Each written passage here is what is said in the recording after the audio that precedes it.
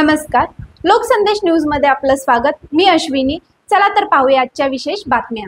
जेजुरी मोरगाव रस्त्यावर कार आणि पिकअप टेम्पोची जोरदार धडक, 8 जणांचा मृत्यू, 5 जण जखमी।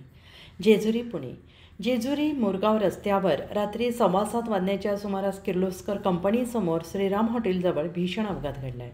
स्विफ्ट कारने पिकअप टेम्पोला जोरदार धडक दिल्याने झालेल्या या अपघातात एका महिलेसह 8 जणांचा जागीच मृत्यू झाला आहे।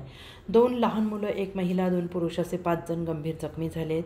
मिळालेल्या प्राथमिक माहितीनुसार श्रीराम हॉटेलसमोर पिकअप टेम्पोमधील साहित्य उतरवण्याचं काम सुरू असताना जेजुरीकडून इंदापूरच्या दिशेनं भरधाव वेगाने येणाऱ्या स्विफ्ट कारने जोरदार टेम्पोला धडक दिली। धडकेनंतर कामगारांना जोरदार धक्का बसला आहे। यामध्ये हॉटेलचे मालक, साहित्य उतरवणारे कामगार आणि कारमधील प्रवासी अशा 8 जणांचा जागीच मृत्यू झाला आहे।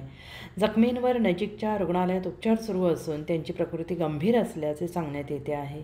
या अपघातात मृत्युमुखी पडलेल्यांची नावे अद्याप समजू शकलेली नाहीत। घटनास्थळी पोलीस दाखल झालेले असून अपघाताचे कारण स्पष्ट करण्यासाठी तपास सुरू आहे।